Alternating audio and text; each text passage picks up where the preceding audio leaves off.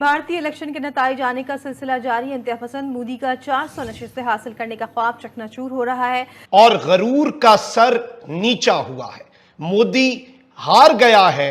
आज का यह पल निजी तौर पर मेरे लिए भी भावुक करने वाला पल है।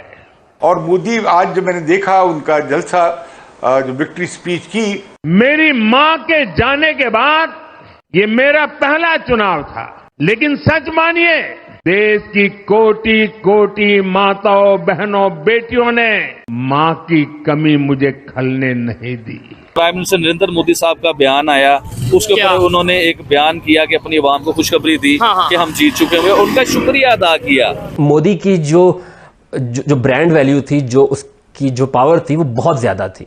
सो उसको डेंट बहुत ज्यादा पड़ा है, मगर वो पावर इतनी ज्यादा हो चुकी हुई थी कि अगर वो डेंट पड़ेगा भी तो वो इतना नहीं है कि उसको ताकत से निकाल सकते हैं। ये बात हम तस्लीम करें या ना करें, ये हकीकत है कि मोदी ने भारतीय मईशत को बहुत फायदा पहुंचाया। देखिए, राहुल गांधी साहब के साथ कुछ 10 लोग मिले हुए, 10 पार्टियां मिली हुई हैं, बड़ी पार्टी, 10 पार्टियां मिल के भी जो है ना उसके लेवल पे, खाली मोदी के लेवल पे नहीं आए। अभी तो मोदी साहब ने लोगों को साथ लाना है। और ये जो वोट कम पड़े हैं बीजेपी को, हालांकि बीजेपी ने एक्सपैंड किया है ओवरऑल साउथ में भी और ईस्ट में भी, जो कि बड़ा कमाल है बीजेपी का और आरएसएस का। राहुल गांधी जो कि इस वक्त कांग्रेस को लीड कर रहे हैं, उनको प्राइम मिनिस्टर मोदी पप्पू कह के बुलाया करते हैं। हम इसका स्वागत करते हैं। We welcome it and we hope that in the days to come India's democracy और मजबूत होगी। बीजेपी की तरफ से थोड़ी सी गलती हुई है, वो ये है कि जो उनकी इंटरनेशनल स्टैंडिंग जो नरेंद्र मोदी ने पिछले जो है वो 10 सालों के अंदर बहुत ऊपर की है, इकॉनमी उनकी बहुत अच्छी हो गई है, दुनिया भर के अंदर चांद पे पहुंच गए हैं। भारत के सेकुलर मुआशरे ने अपनी आइडेंटिटी के लिए रिएक्ट किया है। देखिए, बी रियलिस्टिक, असल सिचुएशन जो है ना वो मैं आपको बताता हूँ। ये आपने वैसे बैठ के मोदी को गालियां देनी 100 दफा है, लेकिन जब आप एनालिसिस करें ना तो प्लीज रियलिस्टिकली करें। हकीकत ये है कि उसे 272 का हिस्सा चाहिए था। हुकूमत तो वो बना रहा है, हुकूमत के नंबर तो उसके पूरे हो गए। एक बात, भारत के अंदर इंडिपेंडेंट मीडिया नामी कोई चीज एग्जिस्ट नहीं करती। इस वक्त बीजेपी को हुकूमत साजी के लिए थोड़ी सी पापड़ बेलने पड़ेंगे। और किस तरह से भारत के अवाम ने ये इस मर्तबा जंग किसी को वजीर आजम या प्रधानमंत्री बनाने के लिए नहीं थी, बल्कि ये जंग थी, ये इलेक्शन एक लड़ाई था भारत के आईन को, कॉन्स्टिट्यूशन को बचाने के लिए। Hello friends, welcome to our channel. जैसा कि आपने वीडियो में देखा, इलेक्शन की काउंटिंग के दौरान पाकिस्तानियों को लगा कि मोदी चुनाव हार रहा है और वहां मीडिया में जश्न स्टार्ट हो गया था, पर चुनाव के नतीजे आते ही पाक में मातम छा गया। मोदी जी ने रिजल्ट आने के बाद बीजेपी कार्यालय से अपनी विनिंग स्पीच दी। उसमें वो काफ़ी बार इमोशनल भी हुए और उन्होंने अपने विपक्षियों को भी बहुत करारा जवाब दिया। उसके बाद उन्होंने अपने आगे के प्लान बताने शुरू किए, जिसे सुन पाकिस्तान में खौफ का माहौल है। आपका इस पर क्या विचार है, आप हमें वीडियो पर कमेंट्स करके बता सकते हैं। वीडियो को लाइक करें, चैनल सब्सक्राइब करें और बेल आइकन प्रेस करना मत भूलिए। चलिए वीडियो में आगे चलते। जो मोदी की कैंपेन है उसके अंदर मैं नंबर्स देख रहा था, और वो कैंपेन हुकूमत में होने की वजह से पैसों की कैंपेन में कन्वर्ट हुई। जो उन्होंने खुराक पहुंचाने का बंदोबस्त किया तकरीबन 80 करोड़ लोगों तक, उसका मैं नंबर देख रहा था, $142 बिलियन कि सिर्फ खुराक वो दे रहे हैं। जो वॉशरूम्स वो प्रोवाइड कर रहे हैं, वॉश फैसिलिटीज़, वो तकरीबन $4 बिलियन पर ईयर है। 2015 से वो कर रहे हैं, तो $30 बिलियन तो यही हो गए। सिर्फ मैं 2 स्कीम्स की बात कर रहा हूँ, और भी घर बनाने की स्कीम है, 15 बिलियन उन्होंने। वो स्कीम कहाँ पर गई? दे थॉट कि ये तो बड़ा हमने लोगों तक चीज़ें पहुँचाई, भाई अनाज भी पहुँचाया, घर भी पहुँचाए, ऐप्स भी दिए, मोबाइल भी दिए, तो क्या हुआ? आई थिंक कैंपेन मैसेजिंग का इसमें बहुत बड़ा इशू था बीजेपी की तरफ से। बीजेपी की जितनी भी कैंपेनिंग रही है वो नेशनलिज्म के ऊपर रही है। उन्होंने बहुत ज़्यादा फोकस किया राम मंदिर के ऊपर। उन्होंने बताया कि कैसे हम इंडिया की जो हिंदू साख है उसको हम मेंटेन कर रहे हैं। उन्होंने डेवलपमेंट की बहुत कम बात की।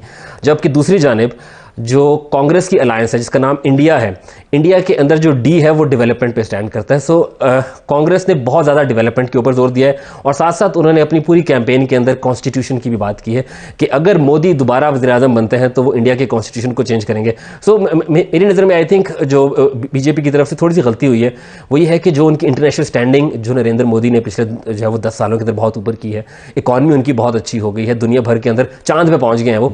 आई थिंक उसको उन्होंने इस जो है वो इस तरीके से जो है वो कैपिटलाइज नहीं किया, वो ज़्यादा बात जो है वो राम मंदिर की करते हैं। लेकिन लोग ये भी कहते हैं कि शायद ज्यादा उसी पर फोकस रहा कि हम दुनिया में हमारी स्टैंडिंग क्या है, लेकिन दुनिया ने वोट नहीं डालना होता, लोगों ने वोट डालना होता, लोगों से वो दूर हट गए। जो प्राइम मिनिस्टर नरेंद्र मोदी की पार्टी है ना, वो 250 समथिंग के करीब है, 250 ले चुके हुए हैं वो। 240 के राउंड। हाँ जी, उन्हें बैसाखियों का सहारा इतना बड़ा नहीं लेना पड़ेगा। 20, 25, 30 सीटें अगर वो साथ मिलाते हैं तो इंडिया में और पार्टी जो उनके साथ पिछली गवर्नमेंट में थी वो उनके साथ मिलेंगे। ठीक है। एक वो पार्टी, इसका नाम एनडीए अलायंस के नाम से वो जो बना हुआ है, ये सारा ग्रुप है, ये साथ मिल जाएंगे। अब आए आप राहुल गांधी साहब की तरफ। देखिए, राहुल गांधी साहब के साथ कुछ 10 लोग मिले हुए, 10 पार्टियां मिली हुई हैं, बड़ी पार्टी। 10 पार्टियां मिल के भी जो है ना उसके लेवल पे, खाली मोदी के लेवल पे नहीं आए।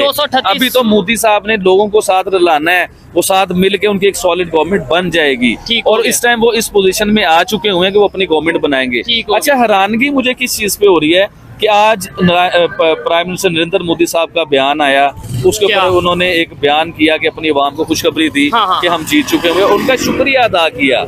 इसी तरह ही राहुल गांधी साहब का एक बयान आया, उन्होंने भी आज यही बात की कि हम इलेक्शन जीत चुके हुए हैं। अभी समझ नहीं आ रही कि इलेक्शन जीता कौन है। या तो इंडिया के इलेक्शन कमीशन इस चीज पे कोई अनाउंस करे, रिजल्ट अभी फाइनल तो वही दिखाएंगे, लेकिन देखने वाले, क्योंकि हम बाहर से बैठ के देख रहे हैं, लेकिन डेफिनेटली हम ऐसा मतलब वीडियोस रिकॉर्ड करते हैं, रिलेशन बेहतर करने की बात करते हैं, वहाँ की पॉलिटिक्स पे गहरी नजर रहती है, वहाँ इंटरनेशनल अफेयर्स पे काफी गहरी नजर रहती है। तो वहाँ पे जो अभी तक नजर आ रहा है कि कंफ्यूजन सी नजर आ रही है कि वहाँ पे दूसरी जो अपोजिशन है वो भी कहते नजर आ रहे हैं कि हम जीत गए, और जो गवर्नमेंट में थे वो भी कहते नजर आ रहे हैं हम जीत गए। अच्छा। आप लोग कमेंट में जरूर बताइएगा कि आपने किसे वोट किया और कौन सी पार्टी जीत चुकी है। जब सेटबैक होता है और आपने फिर तसन्नो और बनावट भी बरकरार रखनी है, जैसे कि मोदी ने रखी कि जी बड़ा ज़बरदस्त काम है और तारीख़ी तौर पर हमें तीसरी मरतबा उन्होंने हुकूमत दे दी है और आवाम का शुक्रिया वगैरह वगैरह, तो उसके बाद कुछ ऐसी हरकत भी हो सकती हैं जिससे अपनी लीडरी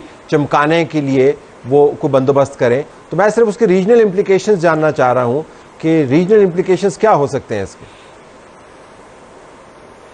मेरा ख्याल है जो टोन डाउन मोदी हैं, जिसमें वो अब ज़्यादा जिक्र एनडीए गवर्नमेंट का कर रहे हैं, और वो भी डिपेंडेंट एंटायरली 2 लोगों पे होगी। एक तो नीतीश जो कि चीफ मिनिस्टर है बिहार के, दूसरा चंद्रबाबू नायडू जो कि आंध्र प्रदेश के अब चीफ मिनिस्टर होने जा रहे हैं। इनकी 28 सीटें निकाल दें तो इस एनडीए की 262 सीटें रह जाती हैं। चंद्रबाबू नायडू कांग्रेस के साथ भी रहे हैं और पिछले अलायंस गठबंधन में भी रहे हैं जब मनमोहन की गवर्नमेंट थी, और नीतीश भी रहे हैं, और बल्कि वो तो एक मुतबादिल उम्मीदवार के तौर पर सामने आए थे मोदी साहब के। तो मैं समझता हूँ कि ये भी जो गठबंधन होगा ये बड़ा फ्रिजाइल होगा और बड़ा कॉम्प्रोमाइज़ करना पड़ेगा, आसमान से ज़मीन पर उतरना पड़ेगा मोदी को, और मोदी के लिए मुश्किल होगा पाकिस्तान या रीजन में बहुत ज़्यादा एग्रेसिव पोजीशन लेना। तो फ्रेंड्स, आपको हमारा ये वीडियो कैसा लगा आप हमें कमेंट्स करके बता सकते हैं। वीडियो को लाइक करें, चैनल को सब्सक्राइब करें और बेल आइकन की घंटी बजाना मत भूलिएगा। Thank you.